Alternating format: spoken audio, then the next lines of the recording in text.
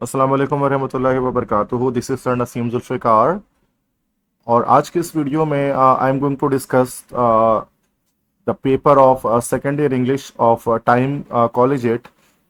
जैसे कि आप जानते हैं कि मैं डिफरेंट कॉलेजेस और कोचिंग सेंटर्स के जो पेपर्स हैं उसको मैं डिस्कस करता हूँ अपने यूट्यूब चैनल पर।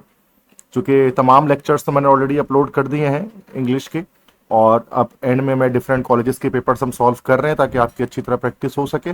तो 7 अप्रैल 2026 में ये पेपर हुआ है, जिसको कॉम्प्रिहेंसिव पेपर टाइम कॉलेजिएट का, जिसको सॉल्व करने से पहले की वीडियो को स्टार्ट करूं, मेरा व्हाट्सएप नंबर आप नोट डाउन कर लें 0300 215 2222।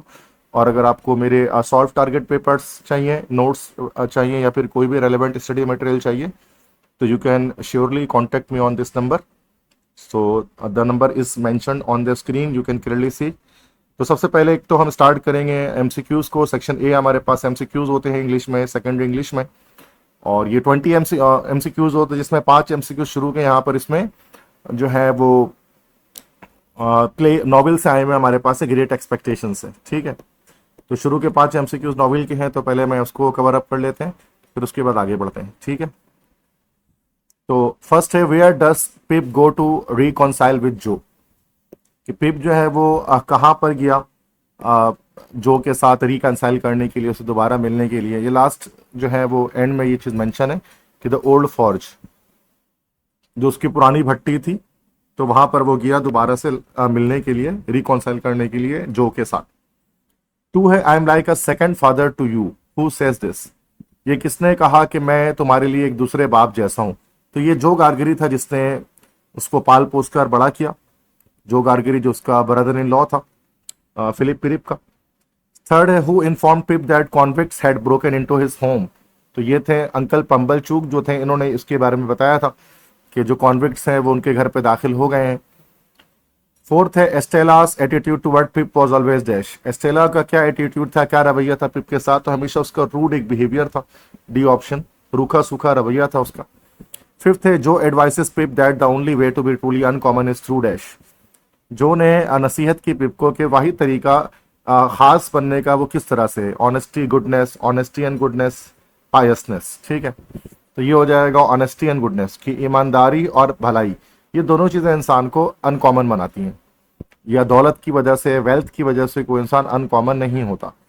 नंबर 6 से the proverb greed is a bottomless pit is the message of this chapter, तो ये लियो टॉल्स्टाई की जो हमारे पास शॉर्ट स्टोरी है, how much land does a man need, ये उसका मैसेज है। सेवंथ है Alice hasn't complain of any comfort, identify the correct prefix. Comfort के साथ, चूंकि कंफर्ट यहाँ पर जो वर्ड हमारे पास आया है, ये जो कंफर्ट जो हमारे पास है, तो कंफर्ट से पहले ऐसा क्या जो है वो आप वर्ड लगाएं जिससे एक नया वर्ड बन जाए, तो ये डिस हो जाएगा, डिसकंफर्ट मतलब बेसुकूनी। एट है this puppy is very cute, he is adore dash, adore dash, use a suffix to make appropriate adjective, तो एबल लगा देंगे, एडोरेबल, जिसको पसंद किया जाए या पसंद के लायक, तो दैट इज एडोरेबल। ठीक है, तो एबल लगने से ये हमारे पास एक एडजेक्टिव बन जाता है। नाइन्थ है he studied math which is easy for him, the underline part is dash, तो उसने मैथ को स्टडी किया जो उसके लिए आसान था, which is easy for him. अब ये फ्रेज है कि क्लॉज है, ठीक है, कि फ्रेजल वर्ब, तो फ्रेजल वर्ब तो नहीं है ये, ठीक है, तो ये हम यहाँ से इसको डी तो कट कर देते हैं। अब ये एडजेक्टिवल फ्रेज है, एडजेक्टिवल क्लॉज है, क्या एडवर्बल क्लॉज है। तो क्लॉज क्या होता है, जिसके पास हमारा अपना जो है वो सब्जेक्ट और वर्ब होता है, ठीक है, that is called a clause. तो ये हमारे पास फ्रेज नहीं है, ये हमारे पास क्लॉज है। अब क्लॉज या तो एडजेक्टिवल क्लॉज है या एडवर्बल क्लॉज है। एडजेक्टिवल क्लॉज क्या करता है, नाउन को एक्सप्लेन करता है। एडवर्बल क्लॉज क्या करता है, ये हमारे पास एक वर्ब को एक्सप्लेन कर रहा होता है। तो he studied maths which is easy for him, ठीक है, तो अब ये जो which is easy for him जो है वो किसको एक्सप्लेन कर रहा है, मैथ को एक्सप्लेन कर रहा है। और मैथ यहाँ पर क्या है स्टूडेंट्स, यहाँ पर मैथ यहाँ पर एक नाउन है, तो जो नाउन को एक्सप्लेन कर रहा है, तो this is an adjectival clause, ठीक है, एडजेक्टिव क्लॉज है हमारे पास। 10th in the sentence when he arrived John notice that the door was open, the word he is dash, देखो ये जो ही यहाँ पर लगाया गया प्रोनाउन, तो वो जॉन के लिए लगाया गया है, तो ये बाद में मौजूद है, मतलब जो रेफरेंस है वो बाद में है, इसको हम कहते हैं this is called cataphoric reference.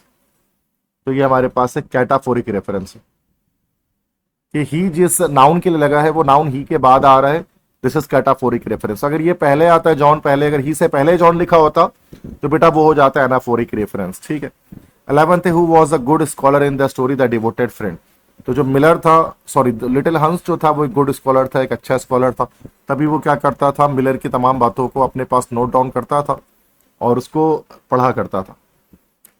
12 है, what does king say they must not degenerate their protest into dash peaceful marches, physical violence, silent protest, legal battles। तो ये फिजिकल वायलेंस हो जाएगा इसमें। तो किंग से मुराद यहाँ पर जो है वो बादशाह नहीं है, बल्कि यहाँ पर मार्टिन लूथर किंग की बात की जा रही है। तो ये जो चैप्टर हमारे पास है आई हैव अ ड्रीम, ये उससे एमसीक्यूज आया है, आई हैव अ ड्रीम से। 13th है, according to Bertrand Russell which one is not the source of happiness. तो ये जो हमारे पास एमसीक्यूज आ रहे हैं, this is from conquest of happiness by Bertrand Russell. तो उसमें इस एमसीक्यूज में क्या कह रहे हैं, हमसे क्या पूछ रहे हैं कि बर्ट्रैंड रसल के मुताबिक इसमें से कौन सा जो है वो खुशी का एक सोर्स या जरिया नहीं है। फ्रेंडली इंटरेस्ट तो है, हॉबीज भी है, कंस्ट्रक्टिवनेस भी है, मटेरियलिज्म नहीं है।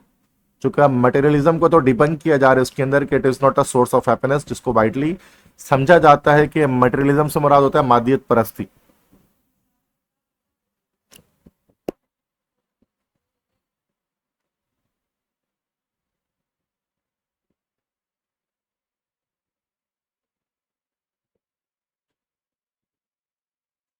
इससे नॉर्मली मादियत परस्ती कहा जाता है, तो ये तो सोर्स ऑफ हैप्पीनेस नहीं है। 14th, the sea girls Daedalus observe symbolises dash. Sea girls जो है ना वो किसको बताते हैं, ये ट्रू फ्रीडम को बताते हैं, कारण से डैडलस चैप्टर से है। 15th है, the panic in Columbus in 1913 lasted appropriately dash 30 minutes 2 hours 6 hours all day. तो 2 घंटे तक चलता रहा ये। तो ये पैनिक जो कोलंबस सिटी में हुआ, this is actually the from the chapter the day the dam broke by James Thurber. तो डे द डैम ब्रोक से ये हमारे पास एमसीक्यूज आए हैं। तो 2 घंटे तक अफरा तफरी जो पैनिक है वो कोलंबस सिटी में 1913 में चलता रहा। 16th है, the phrase unforgiving minute is an example of dash. Unforgiving minute जो हमारे पास फ्रेज है वो किस चीज की एग्जाम्पल है, तो ये एलिट्रेशन, पार्सोनिफिकेशन, आयरोनी, एपोस्ट्रॉफी, ठीक है। अच्छा, ये अब लास्ट के एमसीक्यूज हमारे पास पोइट्री से आ रहे हैं। तो ये इफ से, शायद इफ में ये है अनफॉरगिविंग मिनट के बारे में कि एक ऐसा वक्त जो किसी का इंतजार नहीं करता, जो किसी को कभी माफ नहीं करता, जो हमेशा चलता रहता है। तो एलिट्रेशन तो नहीं है ये, चूंकि कॉन्सोनेंट साउंड के रिपीटिशन नहीं है। आयरोनी, एपोस्ट्रॉफी, ये पर्सोनिफिकेशन है। चूंकि अनफॉरगिविंग जो एटीट्यूड होता है वो इंसानों का होता है, वक्त को ये एटीट्यूड दिया जा रहा है, दिस इज पर्सोनिफिकेशन। ये एक पोएटिक डिवाइस हमारे पास है। तो ये रुडियार्ड किपलिंग की जो नज्म थी इफ, ये वहां से आया एमसीक्यूज। 17th है, sans teeth, sans eyes, sans taste, sans everything, sans is I and dash. तो ये हमारे पास द 7 एजेस ऑफ मैन से एमसीक्यूज आए बाय विलियम शेक्सपियर। इसमें लास्ट लाइन थी सेंस, सेंस मतलब होता है without, without teeth, without eyes, without taste. ये फ्रेंच एक वर्ड है, सेंस इंग्लिश का वर्ड नहीं है, दिस इज फ्रॉम फ्रेंच। तो विदाउट है, चूंकि अब विदाउट क्या है, कंजंक्शन, इंटरजेक्शन, एजेक्टिव, प्रेपोजिशन। तो ये प्रेपोजिशन हमारे पास एक है, ठीक है, क्योंकि विदाउट एक प्रेपोजिशन होता है, ठीक है। क्योंकि सेंस के मतलब यही है, सेंस जो है, सेंस के मतलब होता है हमारे पास विदाउट। नेक्स्ट 18th है, slave to your habit refers to dash. ये हमारे पास यू स्टार्ट डाइंग स्लोली से एमसीक्यू है 18, कि अपने आदतों का गुलाम बन जाना। इसका मतलब क्या, healthy routine, strong discipline, mindless repetition, religious practices. इसका मतलब माइंडलेस रिपीटिशन, किसी चीज को बार बार रिपीट करना और अपने आदतों का गुलाम बन जाना। 19th है, not unbecoming man that stop with gods, here unbecoming means dash. तो ये हमारे पास आया बेटा यूलिसिस से बाय लॉर्ड एल्फ्रेड टेनिसन। तो ये क्या कह रहे हैं, नॉट अनबिकमिंग मैन, वो बेवकूफ है। अनबिकमिंग का मतलब क्या, डिस्करेजिंग, डिसऑनरिंग, डिसमिसिंग, डिबेसिंग। तो अनबिकमिंग मैन मतलब हम जो है वो अनबिकमिंग मैन नहीं है जो जिन्होंने जो दैट स्टोव विद गॉड्स, ठीक है।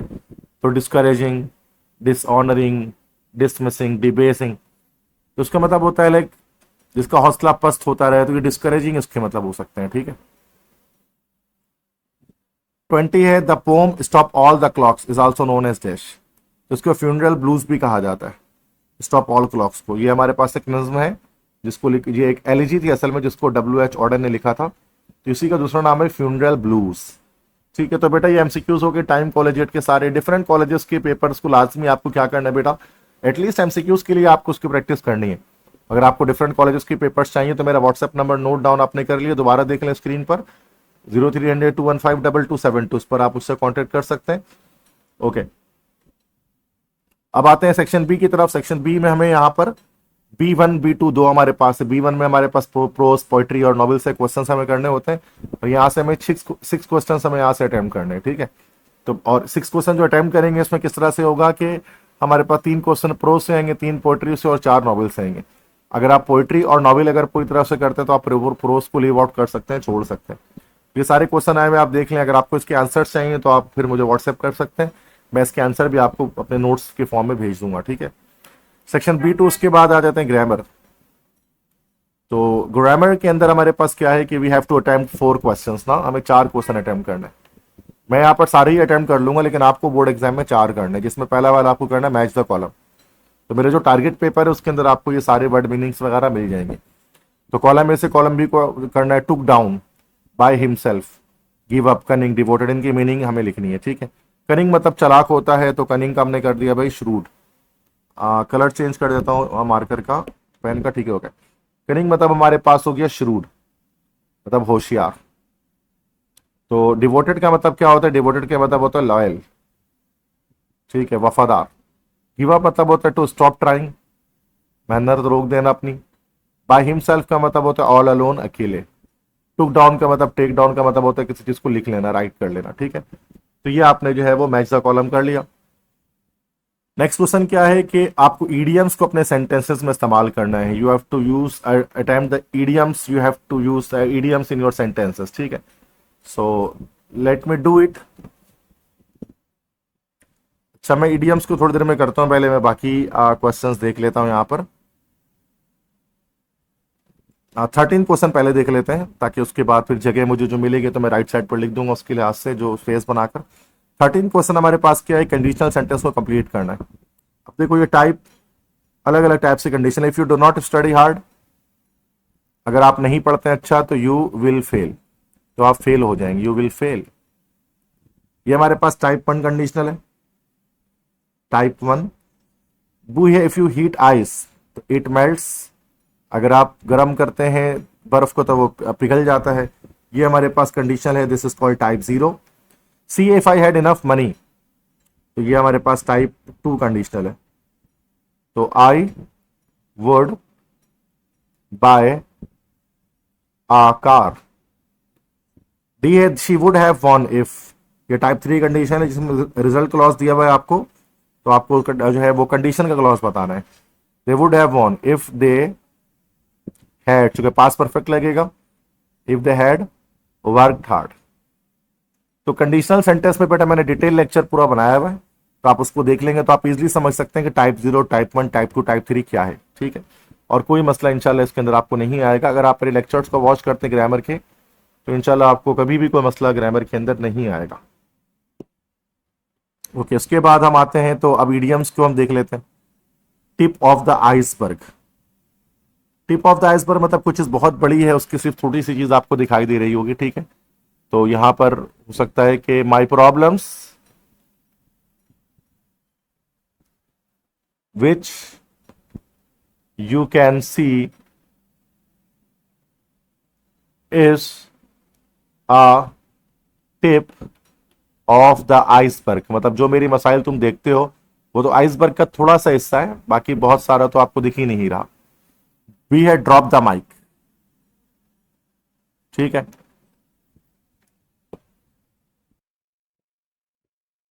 ठीक है, ड्रॉप द माइक का मतलब होता है कि बहुत ही बहुत बेहतरीन तरह से किसी चीज को परफॉर्म करना। तो शी, ये उस तरह से होता है कि she dropped the mic with her performance,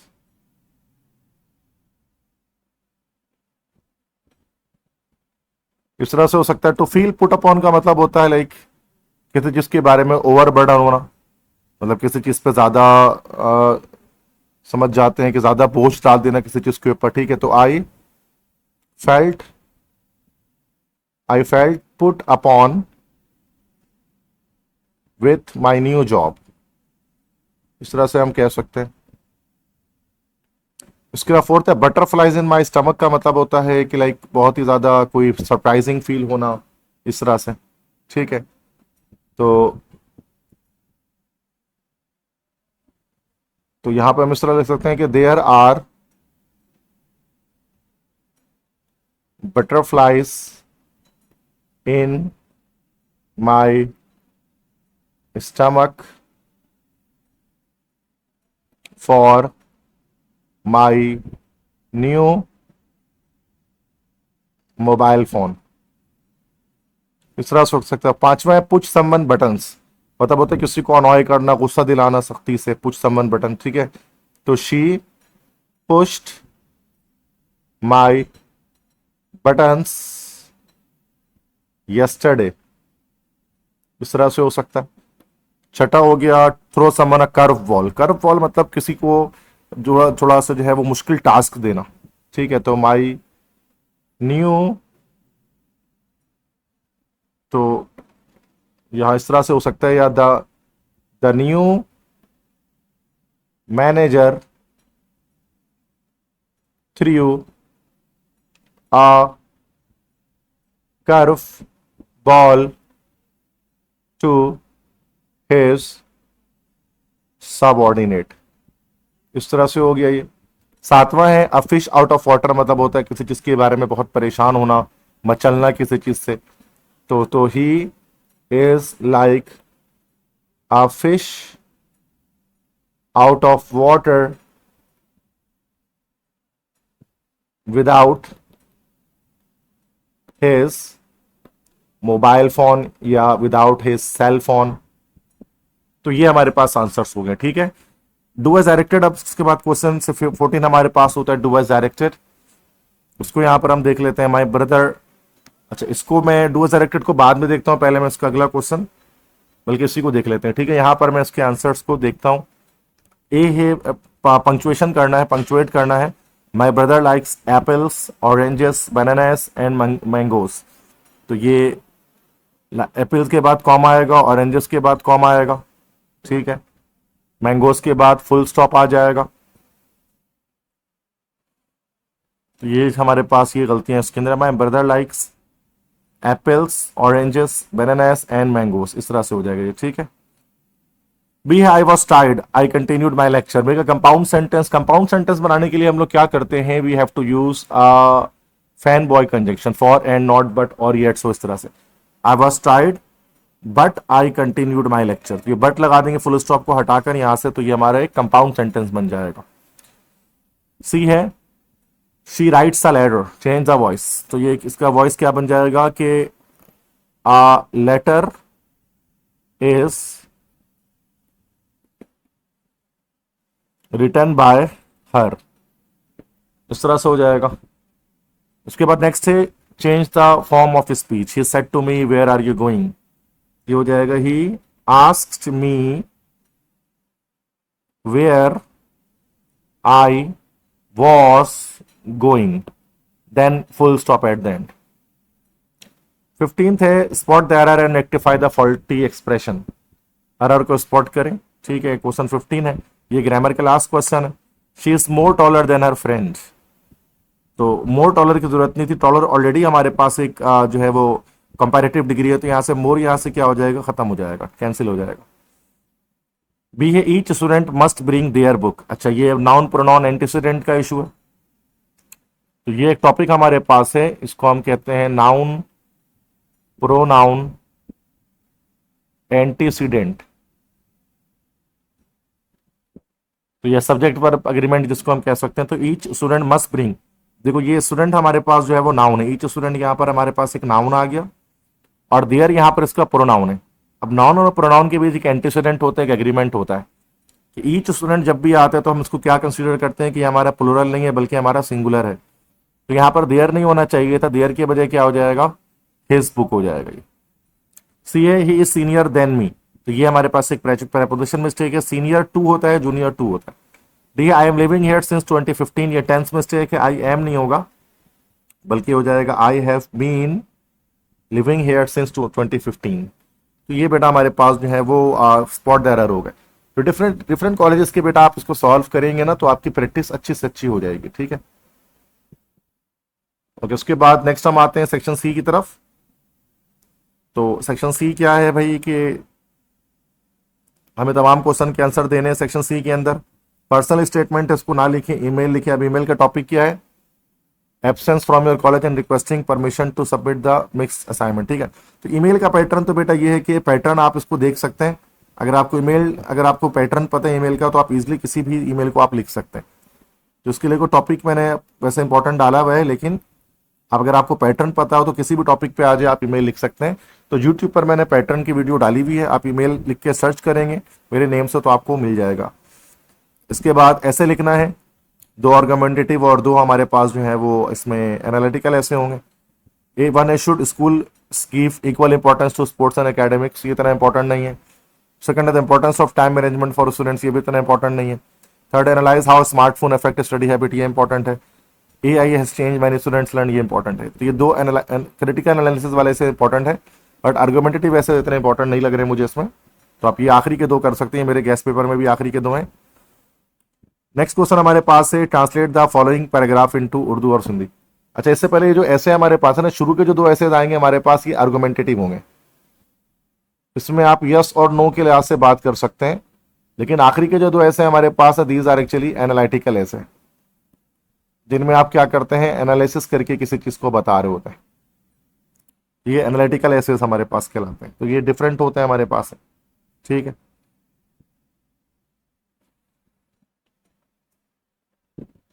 इसके बाद क्वेश्चन 5 है हमारे पास, ये ट्रांसलेशन हमें करना है और वो ट्रांसलेशन मैं इधर ही पर कर लेता हूं, यहां पर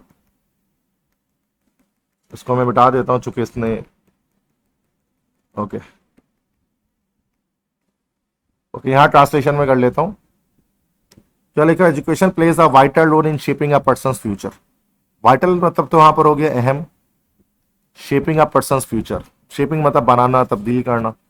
तो तालीम एक अहम किरदार अदा करती है, किसी शख्स के फ्यूचर, मुस्तकबिल को बनाने के लिए, ठीक है। तो इस तरह से हम लिख सकते हैं कि किसी शख्स के मुस्तकबिल को बनाने में तालीम एक अहम किरदार अदा करती है। It helps individuals develop knowledge, skills and confidence. Individual मतलब अफराद, ठीक है। ये अफराद के इल्म, नॉलेज मतलब इल्म, कॉमा स्किल्स मतलब महारत, हुनर, और एतमाद को, डेवलप मतलब होता है बेहतर बनाना या तामीर करना, कि एतमाद को बेहतर बनाना लिख सकते हैं कि बेहतर बनाने में मदद करती है। नेक्स्ट क्या लिखा हुआ है? A well educated person can contribute positively to society. एक तालीम याफ्ता इंसान कैन कंट्रीब्यूट पॉजिटिवली, ठीक है।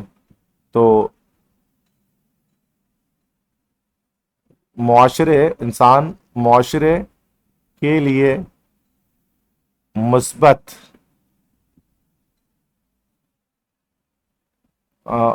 तरह से क्या कंट्रीब्यूट कर सकता है?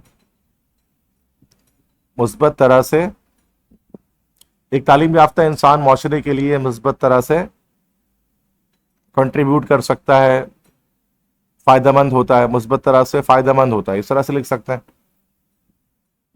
फायदेमंद होता है। Education also teaches us discipline, responsibility and good manners. तो तालीम हमें क्या, डिसिप्लिन, नज्मो जब्त, नज्मो जब्त कौमा, जिम्मेदारी, रिस्पॉन्सिबिलिटी होगी बेटा जिम्मेदारी, और अच्छे मैनर्स के मतलब क्या हो सकते हैं, अच्छे तरीके या तौर तरीके, अच्छे तौर तरीके भी सिखाती है। In today's modern world it is the key to success and progress. मतलब इन टुडेज मॉडर्न, मतलब आज के जदीद दुनिया में, आज के जदीद दुनिया में ये कामयाबी और तरक्की की कुंजी है। मतलब चाबी भी लिख सकते हैं, कुंजी और चाबी एक ही बात है। देयरफॉर, इसलिए everyone should strive to get a good education. तो इसलिए हर किसी को अच्छी तालीम हासिल करने की सही, मतलब कोशिश कह सकते हैं, कोशिश करनी चाहिए। बट इस तरह से आपको अगर ये इतने, अगर आप कंप्लीट ट्रांसलेशन लिख सकते हैं तो आपके 10 मार्क्स इसमें आ जाएंगे। बिल्कुल वर्ड टू वर्ड आपको ट्रांसलेट करना है, अपनी मर्जी से, मफहूम उसके नहीं बताने, ठीक है। उर्दू में भी कर सकते हैं, सिंधी में कर सकते हैं, but I don't know how to write Sindhi because I am an Urdu speaker, that's why I am writing in Urdu. If you are a Sindhi speaker, you can write in Sindhi, no issues at all, ठीक है। Sixth है unseen comprehension. इसमें प्रेसी भी लिख सकते हैं और question के आंसर भी दे सकते हैं। तो मैंने हमेशा बताया कि प्रेसी ना लिखें बल्कि क्वेश्चन के आंसर दें। अनसीन कॉम्प्रिहेंशन है तो फर्स्ट टाइम आप इसको पढ़ेंगे। अच्छा, इंटरव्यू के हवाले से है, तो ये जो क्वेश्चन हमारे पास अनसीन कॉम्प्रिहेंशन आ रही है तो मॉडल पेपर में मैंने ऑलरेडी सॉल्व किया हुआ है। ये मॉडल पेपर से ही आ रहा है, टाइम कॉलेजिएट के अंदर, तो इंटरव्यू वाला है, तो वहां से भी कर सकते हैं। मैं यहाँ कुछ सवाल बता देता हूँ, ये दो तो आपको ऊपर मिल जाएंगे इसके answers. Third, classify the word class of the following word opportunity. This is a noun, new this is an adjective, prepare this is a verb. एक इरेगुलर वर्ब बताना है तो रेगुलर वर्ब तो यहीं से हमें मिल गया, जो प्रिपेयर आ गया, this is the regular verb. Irregular verb यहां पर क्या आएगा, कोई भी ढूंढ लेते हैं, फर्स्ट लाइन से देख लेते हैं। गेटिंग इनवाइटेड, गेटिंग हमारे पास हो गया, चूंकि गेट हमारे पास एक इरेगुलर वर्ब होता है। Suitable title of the passage से में कुछ भी हो सकता है कि preparation for interview, preparation for interview, इस तरह से कुछ भी आप लिख सकते हैं, ठीक है। एक सुटेबल टाइटल देना होता है, तो ये आपके पास 10 मार्क्स का होता है। तो ये ओवरऑल मैंने इसमें टाइम कॉलेजिएट के सेकंड इंग्लिश का पेपर मैंने आपके सामने डिस्कस किया है। अगर आपको डिफरेंट कॉलेजेस और कोचिंग सेंटर्स के पेपर्स चाहिए, आपको मेरे सॉल्व टारगेट पेपर चाहिए तमाम सब्जेक्ट्स के, ये मेरे नोट्स आपको चाहिए अपने बोर्ड एग्जाम्स की तैयारी के लिए, तो इस नंबर पर मुझे व्हाट्सएप करेंगे बेटा, तो मैं इंशाल्लाह आपको बहुत ही मिनिमम कॉस्ट पर तमाम तरह के मटेरियल प्रोवाइड करूंगा, ठीक है, ऑथेंटिक मटेरियल्स। तो बेस्ट ऑफ लक तमाम स्टूडेंट्स को अपने बोर्ड एग्जाम्स के लिए। अपना बहुत सारा ख्याल रखिएगा, मुझे दुआ में याद रखिएगा। लेक्चर पसंद आया तो लाजमी लाइक करें, चैनल को सब्सक्राइब करें, अपने तमाम फ्रेंड्स के साथ, तमाम कोचिंग सेंटर कॉलेजेस के जो ग्रुप्स हैं उसमें आप शेयर किया करें, ताकि आपको फायदा मिल जाए तो किसी और को भी फायदा मिले और हम सबके लिए विन विन सिचुएशन हो, ठीक है बेटा। थैंक यू सो मच, अल्लाह हाफिज़।